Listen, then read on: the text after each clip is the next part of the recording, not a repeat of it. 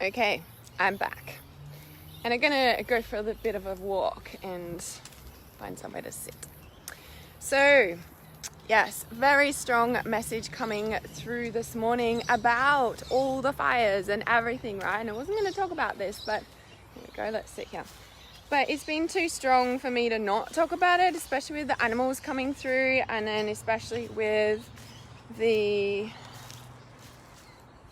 what is it? Oh my goodness, I'm just gonna find somewhere to sit. Here we go, perfect.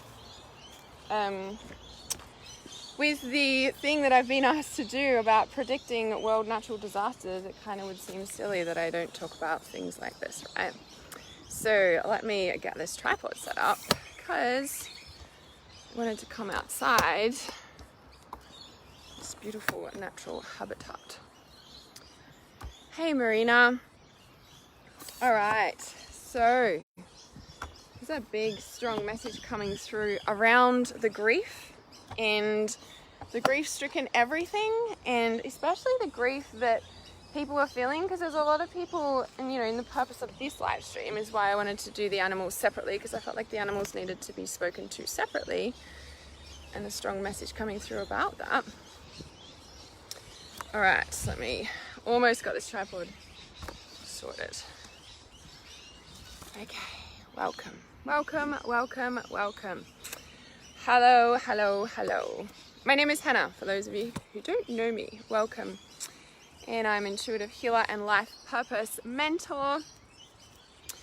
Okay, so the purpose of this live stream is to help those who are feeling really grief-stricken and like in this sad depression, want to give up everything, wondering why the world's collapsing in on them. It feels like everything's falling apart, nothing's working, nothing I do, nothing I try, nothing's working, right? Like I've been feeling pretty good, right? I've been feeling really good. But this time last year, whew, different story. Yeah, and this is why I feel like I'm being called to talk about this specifically and really support those who are not feeling good right now. Yeah, because there's actually a lot of you private messaging me, there's a lot of you replying to my emails and just saying you're not in a good place, and so this live stream is really for you, okay? So in regards to, hey Hector, why you're feeling the grief, the depression, everything, especially even if you're not affected directly to the fires, I want to point out, that any bush burns, any natural disaster is quote unquote normal, and it's like when we are in these times of oh my god, this is going on in the world and it's extra huge, and again, I might sound like a cold-hearted bitch and people kind of think that, and I'm just well, these things, and people are but it's not natural, Hannah, it was purposely lit, and all these things are done on purpose. And whether they're done on purpose or whether they're natural disasters or whether they catch into natural disasters, ultimately, are we ever going to know the truth? Well, maybe in a couple of years all that's going to come out, right? Hey Sarah. So let me actually share this because I got distracted talking all of a sudden. Well, not all of a sudden, I'm starting to get into flow because I've actually got a lot to say about this, and there's too many of you messaging me and saying that you're not in a good place is why I'm really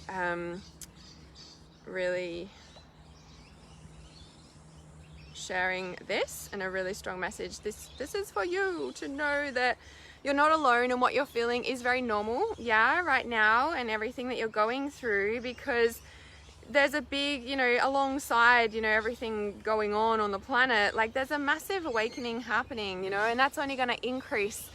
Now we're in the decade of light, yeah, it's been kind of slow, but now it's going to rapidly increase, and all these natural disasters are a catalyst, if you may, for big awakening to happen, yeah? All right, so that's shared. I can be fully present now.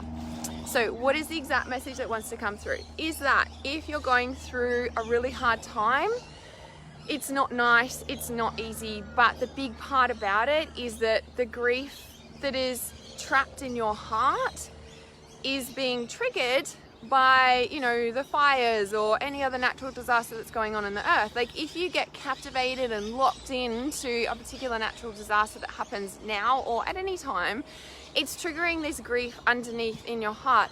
And whilst like you're crying about the land or the people or anger at the government or sadness at the animals or whatever it is, it doesn't matter what it is you're exactly crying about, or, you know, like, understand and know that it's like a portal to opening the grief in your heart. Now, if you've been, you know, somewhat into this personal development, spiritual stuff, and it's like, it hasn't been working, Hannah, I've tried everything, blah, blah, blah. And now you're like grief stricken and you can't like stop crying and, you know, you glued to the fires, for example, like, be okay with that. I'm not judging that at all. What I'm saying that is this is an awesome gift for you to receive for the deepest healing of your heart, right? Because if you've been working on doing all this like you know, like spiritual healing and, you know, working on all this stuff and, you know, but then you're like hitting up against all these walls and you're like, it's not working, no matter how much meditating I do, no matter how much I do, it doesn't work, Hannah. And I'm like, are you crying about that yet? Because this is the next level of healing, right?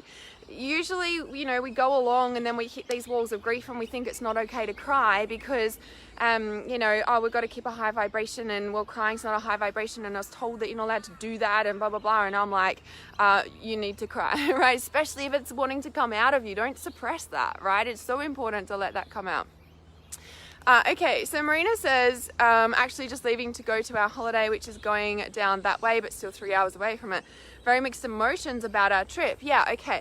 So let me speak to this, right? So, you know, like, as I said, the animals, I wanted to do that in a separate little live stream, and I will share it here too, but I just wanted that animal message to get out really strongly, is because when I'm kind of like, okay, yeah, that's happening, and it's a bit like the Amazon fires, you know, like that happened, and people saying it's global warming and blah, blah, blah, and I'm like, it's the evolution of our entire planet and our solar system and where our solar system is moving through the galaxies. Like, it's not one thing. It's a bit like, you know, when we're doing internal work and we're manifesting and creating our life and blah, blah, blah. It's not like one thing that you do that's like the magic pill that fixes all and creates all. Like, it's like this, like, plethora of, you know, events that create this, you know, movement, right? Now, again, people might think I'm a cold-hearted bitch, and I'm like, yeah, okay, that's you know, I understand that, and that's them triggered in their anger at what's happening and feeling powerless about it. Now, funnily enough, our full moon this weekend and the Uluru activation, and as Leonie had mentioned on the other live stream, she's like, you know, it's interesting that, you know, the fires are like around Botany Bay, and, you know, that's like where all the, you know, the slaughtering of the indigenous happened. And I just want to point out that that's happened everywhere. That's happened on every continent. That's happened on every country, on every, like, in every nation, in every culture. And I'm not downgrading what happened in Botany Bay, but I'm really giving like a big perspective here that everything is working in divine synchronicity, even when it doesn't feel like it. And even though this is like a really big trauma and heartbreaking and heart-wrenching, and Hannah, how can you not be crying about this right now? And I'm like, I've cried over many things for many years, and you will find that the people who are grief-stricken and really like suffering and struggling with this event that's happening right now are the ones who haven't grieved the depths of their heart to the core. Like, do you know what I mean? And there's no judgment about that, right? It's like this perspective that everything is working in bigger unison right now. Yeah, that, you know, when the Amazon fires happened, everyone wanted to blame everyone else as well, and the government and all this sort of thing. And now the Australian fires, I'm like, there's more coming. Like, over the next 3 to 5 years, there's more coming. And as Leonie said, you know, do you think it's Mother Earth, you know, with Uluru and the reconnection back, and, you know, this like undertone of energy that's clearing out the land? And I'm like, yeah, possibly. Definitely, possibly. When we look at Uluru and the solar plexus of the planet being reconnected, this, you know, it's been since October. It's been, you know, like they stopped the walking on Uluru and returned it to its sacredness about what it actually is, yeah? And it's, you know, gift and honoring what the indigenous feel about Uluru, right? And then from that, so Michelle says the convicts were taken from UK Botany Bay as well. Yeah, and it's so interesting, right? Like, this whole thing around, if we think about Uluru, and now we're respecting the Indigenous beliefs and understanding of Uluru and returning it to its sacredness, you can imagine and feel what the land, I say the land, and it is the land, but it's also all the souls that have been killed on the land, not just in the Indigenous times, not just when it was first created, not when like for all of time, from yesterday through all of time back. Like when you think about how much mass murdering, how many holocausts, how much, like obliterating of cultures there has been over eons of time, it's kind of, it can only be that for a certain amount of time, like when we look at where we are in 2020 and we look at the past century and the past centuries before that, it's all been like, you're right, I'm wrong, this is the way it is, you have to follow this religion or we're gonna kill you, or like, do you know what I mean? Like, it's, hey Karen, it's a big space into what humanity is now waking up to. When we think about the light, when we think about the decade of light, when we think about bringing light consciousness, when we think about bringing awareness to humanity, which is the light, seeing the truth and understanding, like the light is a consciousness, the dark is also a consciousness, right? And when we look at, we're moving into the decade of light and what we're moving out of, not just from yesterday or the past 200 years, but the past 2,000 years or before, this is like a real deep recalibration of everything. So all the trauma, all the slaughtering, all the everything that's been until now is being cleared out. Like there can only be that much trauma and hurt and pain that somebody can carry until the lid kind of has to boil open and, release. Like that's a certain amount of pressure, that energy. Yeah. When we look at grief, trauma, all that heavy negative energy, that's a certain, it's an energy, it's a vibration, and there can only be that certain amount of vibration on the planet as we, as a solar system, are moving into wherever in the universe into more light. That's also got to come out of us at some point, not just with humans, but with the earth and what she's been carrying from all the slaughterings, from all of that. The past 5 years I've been consciously working with, because it's just happened. I'm like, all this stuff come into my awareness, especially 2017. Yeah, I specifically remember it, well, it's not 5 years. Since 2017, it was like June 2017. I remember it clear as day. And it was my first kind of real okay, Hannah, this is the work you're doing, right? And it was literally like all this, through synchronistic events, all this stuff happened where I was taken to, I think it was Germany or places around there. And it was from one of the Holocausts. And I was there energetically, I was taken there, and all these souls from the Holocaust were still on the planet. They'd been killed, and there was people who were angry, and there's people who were just bawling their eyes out crying, like souls, right?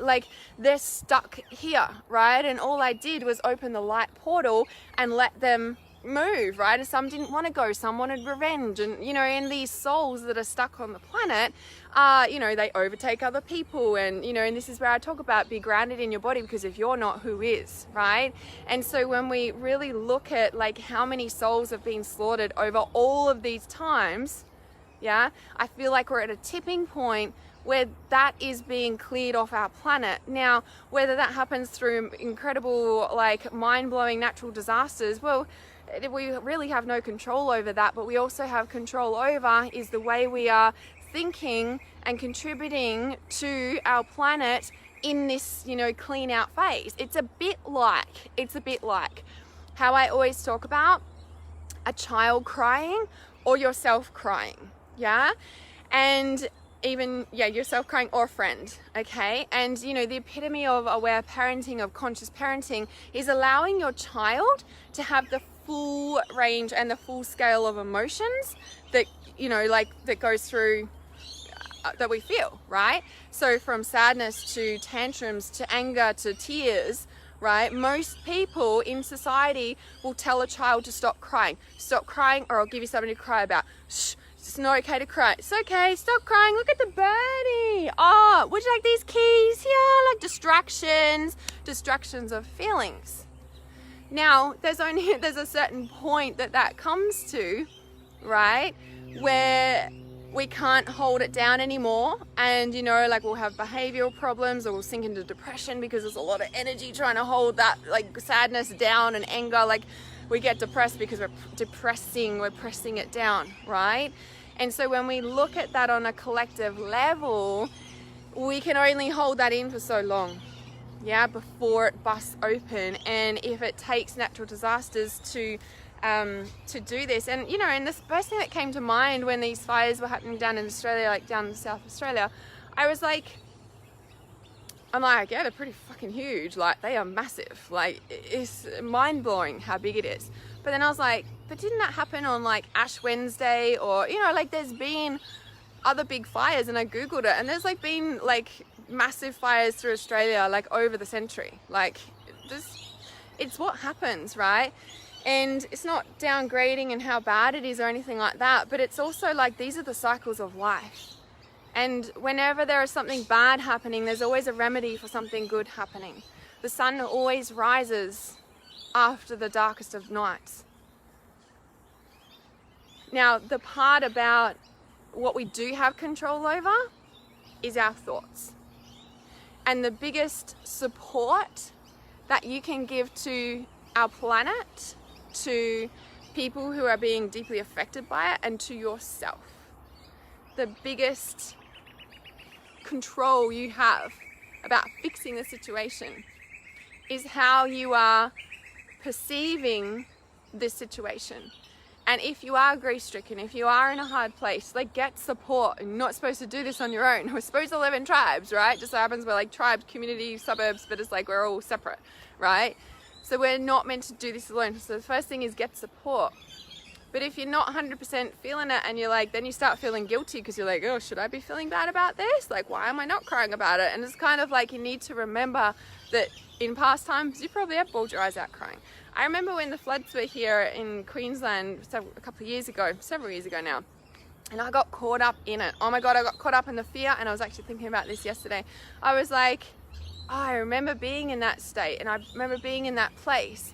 And I think as we go through and we continue our personal development journey and we heal out all the grief and everything, we come into a deeper sense of our personal power in what we are affected by, right? The epitome of doing personal development work, of mastering your empath gift, of being, you know, the healer, of being a sensitive being trying to function in our modern day world, is doing the personal development work. So you come from an internal sense of power rather than an external one, relying on certain things to make you feel good or feel centered, right? So if that thing's taken away, can you still feel centered without it? For example, you might be like dedicated to going to yoga and that's your thing, and without yoga, you're fucked, right? But if that was taken away, you notice how that's an outside source that you've been relying on to stay centered, right? The mastery of your gift and the mastery of why we're even on this planet is so that we can come from this internal place where we're not affected by outside sources. Yeah, we shift from this outside perception to this inside perception, and we hold a different vibration in what affects us and what doesn't. Doesn't mean that we don't get triggered. Doesn't mean we're not affected by anything. No, but we have more conscious awareness about where we're being pulled into and what energies and that sort of thing, right? So when we look at, you know, the only control we have is over our mind, it's not about disconnecting from the grief you feel in your heart if you are feeling that way. Okay, now when any natural disaster or catastrophic event happens on the planet, it is literally where, you know, like, again, if you're being called to help, like that's where your soul purpose is calling you right now. You need to trust that. If you're being called to do other things that people might see as not helping, you need to trust that anyway. Okay, so when you're able to really like understand the epitome of personal power and the epitome of why we even do this personal development work, like that is why, isn't it? Like, you know, when we have a wake up and we have a spiritual awakening, and then all of a sudden we're like, you know, we have a spiritual awakening, and we're like, then all like we're conscious, and then we're like, oh my God, I can't stop crying. And I want to point out, if you're in that place where you can't stop crying, there's like an 18-month cycle of tears. Now you might be like, Hannah, I'm not going to cry for 18 months and I can do other things to stop that and fast forward that. I'm like, well, good, use that, right? But just check in, is it working after 12 months, or are you still in this place where you're like, everything's still falling apart, what's going on, right? And I want to point out that the 18-month cycle is tears, it's transformation, it's clearing all the shit. So from your spiritual awakening, or from a very important like pinpoint time, it'll be like 18 months. It takes 18 months to birth a new reality. It takes 9 months and then another 9 months. There's something about that 18-month cycle, right? So if you're crying, if you feel like nothing's working, if it hasn't worked for years, but now you're starting to step up and work on things consciously, give yourself 18 months. People are like, it doesn't work, things are not working. And I'm like, how long have you been doing it for? They're like, oh yeah, about 3 months. And I'm like, yeah, come back soon, but keep doing the work. Keep doing the work. A sign that it's not working is you're just about to have a breakthrough. A sign that you've had enough, you're fed up, this doesn't work, and you're walking away from everything is a sign you're about to break through. A pregnant mother wants to give up as soon as she's about to have the baby. That point, I'm covered in goosebumps as I say this. Okay, people give up and walk away just before they're about to have the breakthrough. Don't be that person. Well, you can do whatever you want to do. I'm saying it's that hard because you're about to hold the baby in your arms. You're about to birth whatever you've been working towards creating. Yeah, it's the hardest just before you have the breakthrough. It is the coldest part of the night just before dawn, right? I'm still covered in goosebumps. It's such an important factor to remember right now. And if it just so happens that all the fires are triggering like this grief that you've just like never felt before, and it's like the deepest and core wounding, and like you're looking at these other people like me going, Hannah, what the fuck, like you've not got a heart. Like, do you know what I mean? Like, you need to be angry, you need to be all those emotions, because you're moving through whatever it is that is being triggered and bringing up inside of yourself, right? So does anyone have any questions about what I've shared? And I'm just gonna see, I felt like there was something else to talk about with that, and I can't remember what it is right a second. So the grief, the cycles, the getting support and help, the breakthroughs, always a great message. Thank you, Natalie. There's something else though. I thought there was something else. What did I write in the thing? Let me check.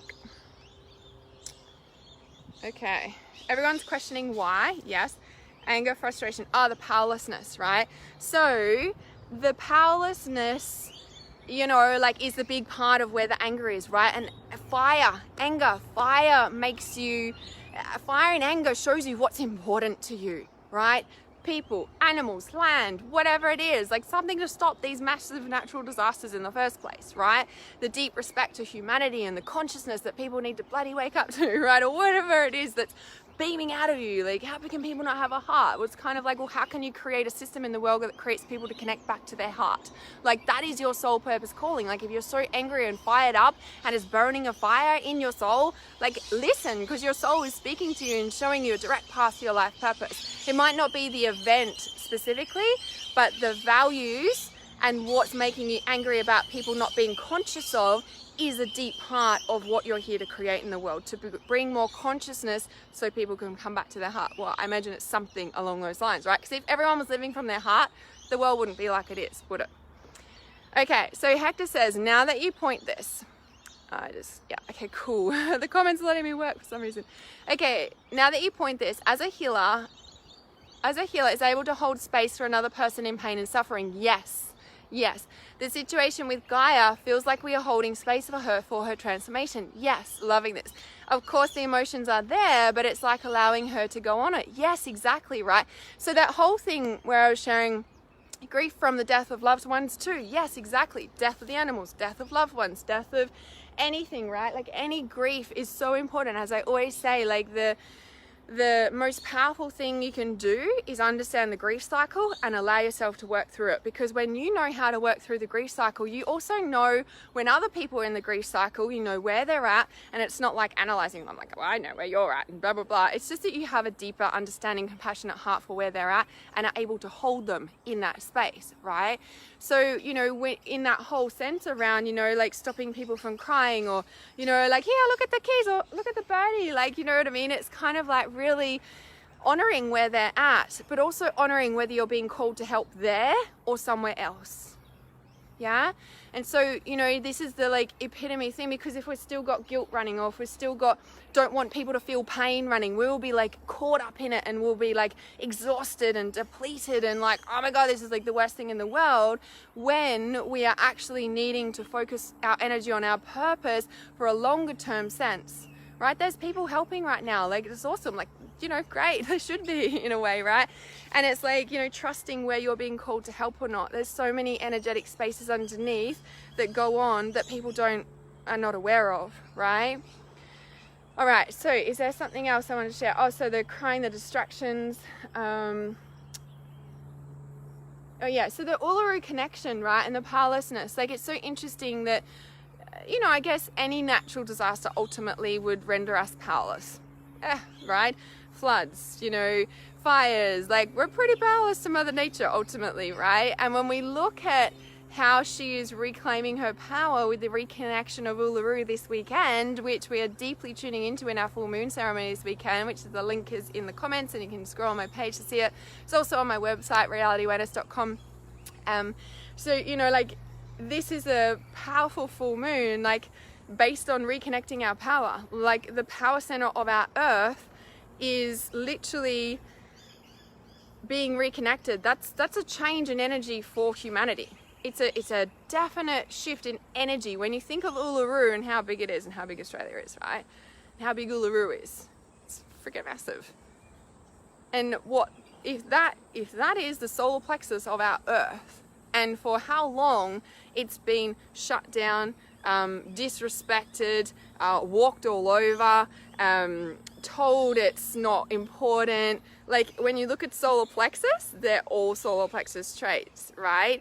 Solar plexus is self-worth, self-esteem, trust in self, belief in self, the balance and equality of life, not better than or less than, or powered or disempowered, like empowered or disempowered, right? Controlled or completely out of control. It's balance of equal power. It's unity, it's kindness and respect for one another, right? And that on the planet has now been, you know, respected. There's already been many ceremonies held around reconnecting that, because it was stopped, walked all over in October. So when you look at this now phase, so what is it? So October, November, December, January, we are now. January, February, March, April. What was in my forecast just the other day on the world events? What do I always say? There's a 9-month healing cycle. There's an 18-month healing cycle, an extra 9 months on top of that. At 6 months, it's like whatever you're working on, manifesting, whatever you're trying to birth, at 6 months is a deep portal to it hitting physical reality. So whatever you've suppressed, whatever you've been trying to manifest, you'll either, like, whatever you've suppressed and not dealt with, after 6 months, it'll come up. It'll hit you in the face. It'll, you know, like, you won't be able to stop it. It's at 6 months point, that's when it starting hitting physical reality, right? Now, if you've suppressed something, it'll come up.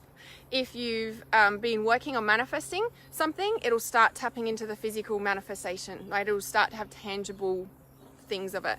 So it's so interesting. I just thought that then. So October was when Uluru started, like, they stopped the thing. I don't know what date in October. I'd have to Google that. So October, so November, December, January, here we are, 3 months, and look what's happening with all the fires. So August, September, October, and look at August. So end of August was when the Amazon burnt, wasn't it? End of August, or August. So that's kind of interesting when we look at these timelines. And then October, Uluru stopped being trodden on. You know, I know the fires have been burning for quite some time, but for some reason it's like all of the world knows about it all of a sudden. So I'm not sure what that's about.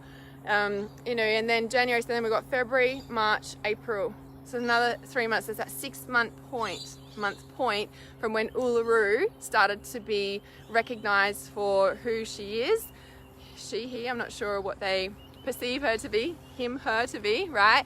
And so, like, looking at all these timelines and just like being conscious, and I said, like, at the end of November, I was like, it's going to get worse before it gets better. I said it's going to be challenging. We're going to be distracted. We're going to be pulled in every direction from our purpose. We're going to be like, there's going to be a lot of chaos that continues to happen.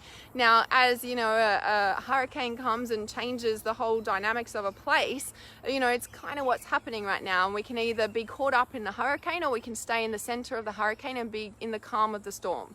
Right? And that really depends on where we're at. And again, there's no judgment, but if you're being called to hold space for others and energetically work on the land or anything like that, like, you need to do your duty as a light worker, right? It's kind of important right now. All right, so I feel like that's what I wanted to share about this message. Just checking if there's anything else that wanted to come out about that. Yes, okay, so the other thing just dropping in is, I know I said the other day on my world predictions that involved Turkey and Syria the other day, and I said on that video, if you're in a grief-stricken place, like, don't watch this, it's probably not the best for you. Some of the people who have actually messaged me and said, you told me not to watch it, some of them actually said, intuitively, Hannah, I was called to go back and watch it over what you said. And I was like, good, I'm so glad you trusted your intuition on that. And it actually really helped them. So helped them to release a lot of anxiety and fear about everything they're feeling, because I shared about what it actually is, what it's actually clearing out, all of that. So I just felt called to share that as well, that if you did watch the start of that and I was like, don't watch any more of this, and actually you're still feeling you know, go and watch it to the end. No, make sure you watch it to the end, because I did share a lot about what, why, how, and yeah, I had a lot of people messaging me privately and saying that just helped me so much. So just wanted to share that as well. And that is all our messages coming through for this live stream. I've got common goosebumps about that, so it's a really important message. As herons fly past, there's one and there's another one, and herons are about standing up for what you believe in, deeply connected to the solar plexus, which our solar plexus full moon is this week. It's on Friday or Saturday, depending on where you are in the world, and I will be holding that full moon ceremony live online. Just like a deep ceremony, connecting to the land, connecting to ourselves, energetically being very present. You can join live or catch the replay. So the link is in the title of this live stream, or you can go to my website realityawareness.com and scroll down to the bottom on the events and see it listed there. I would love to have you join. It's going to be a powerful one, deeply consciously aware of Uluru and everything that's going on. If you want to reclaim your power and set the energy and rebalance yourself, this would be the one for you. So I shall see you soon. Hey, Kelly, can share this. Remember, if you're watching on YouTube, to like and subscribe. If you feel this can help someone, please tag their names in the comment or send it in a private message or share it on your page. See you soon. Love you guys.